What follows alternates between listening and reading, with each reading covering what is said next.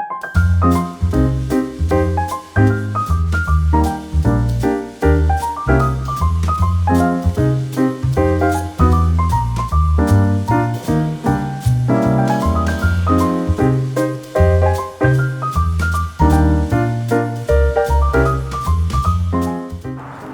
you all, Farmer Jesse here, going to talk a little bit today about soil testing because the quality of your soil sample is going to make a huge difference in the accuracy of your soil test. So I want to talk about those things. I'm also going to talk about testing compost and why that's important, especially for maybe deep compost mulch systems. So let's do it.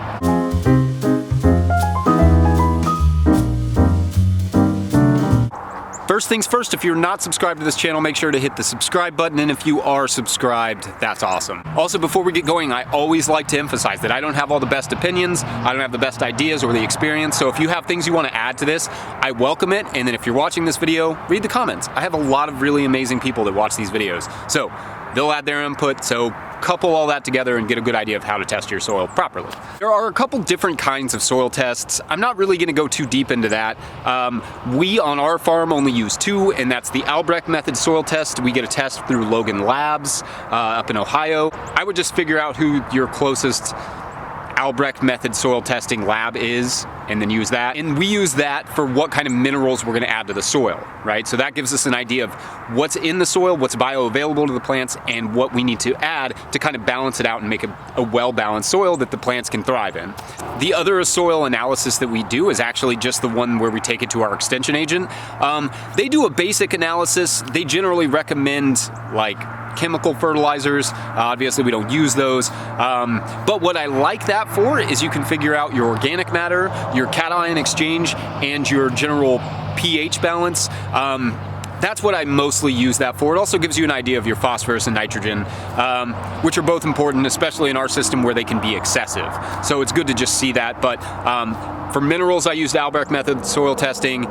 For basic cation exchange and soil organic matter and pH, I just go with the $5 test from the extension agent. Generally, soil labs are going to recommend that you kind of create a map of where you're testing so that when you retest, you can see that you're actually making the improvements that you want to be making. Instead of making a map for ourselves, what we do is we just start on the left-hand side.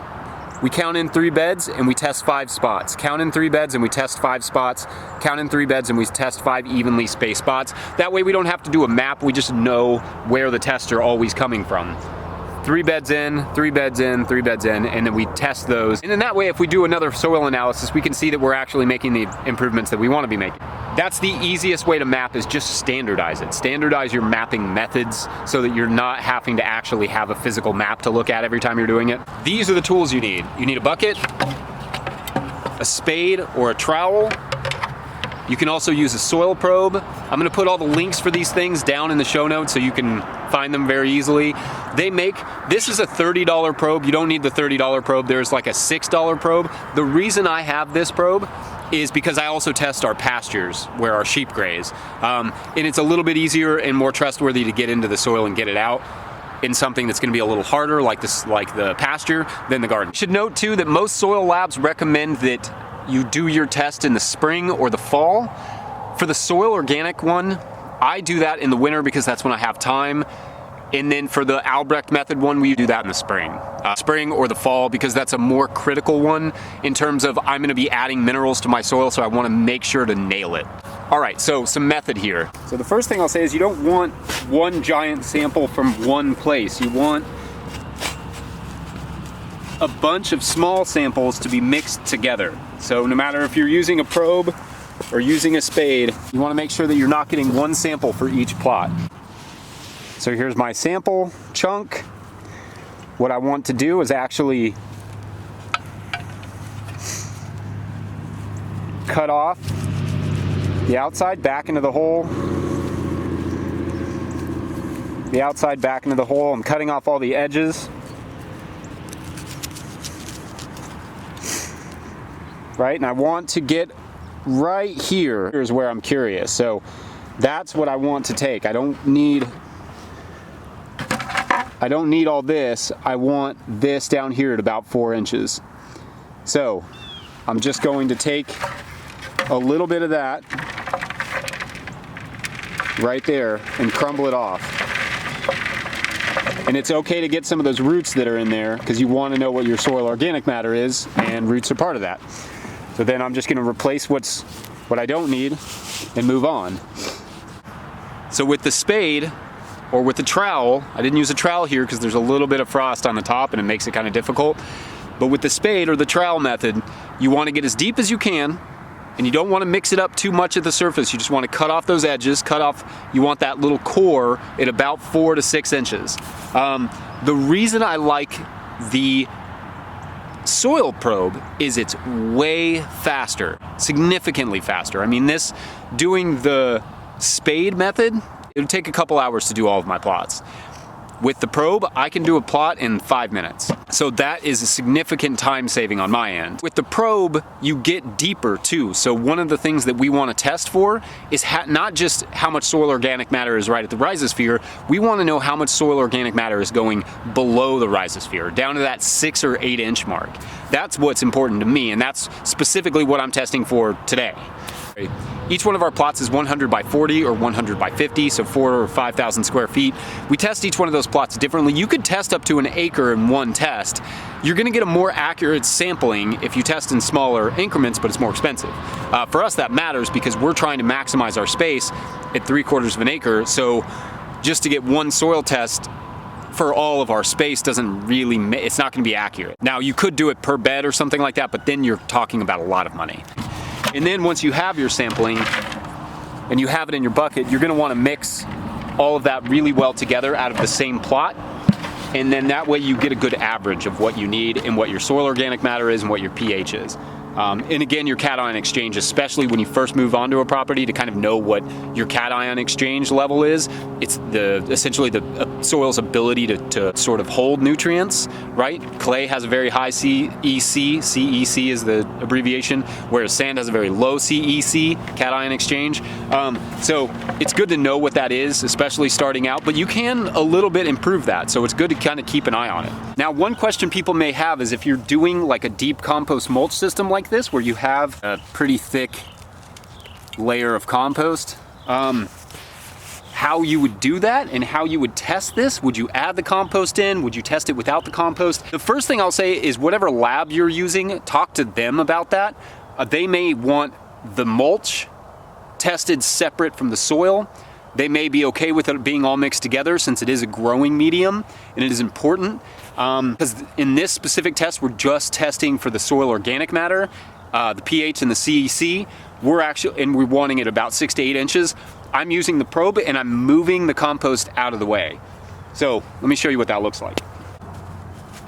So getting the native soil available, getting the probe wiped off, getting the native soil available, pressing it into the native soil, turning it,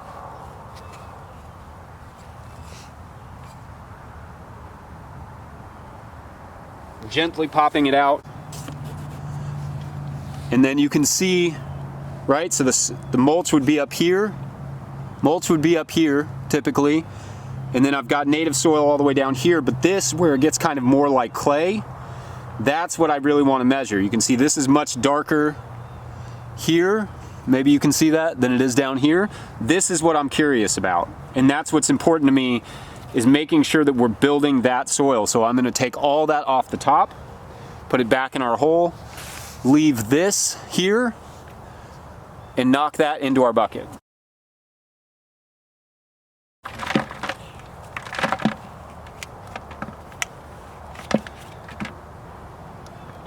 I should say that some labs are okay with having wet soil.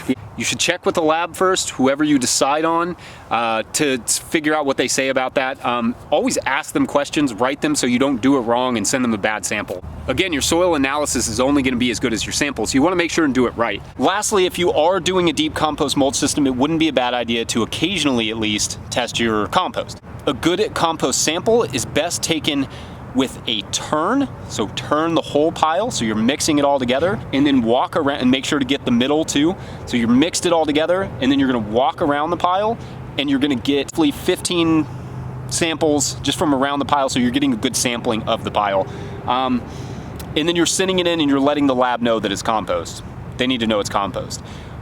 In terms of what to put all of this in, you can just put it in plastic bags. Some of the soil places give you like these sort of wax-lined bags that you can put them in, but plastic is fine, like a sandwich bag. Ziploc is cool. And then you're just following the instructions of the lab. Make sure to follow those in detail so that you know doing it right, you get your samples right. If you give them a sample and you mix up your samples or you don't know where they are, that could be devastating because they may end up having you put on something onto your soil that you don't actually need. So make sure to keep your samples well organized and write it all down. Make sure you know what's what. Other than that, you all, I'd love to hear what you have to say about soil testing, where you get your soil test, how you do your soil testing, anything I missed or got wrong, feel free to let me know. Otherwise, thank you all for watching. We'll see you next week. Bye. You're kissing me.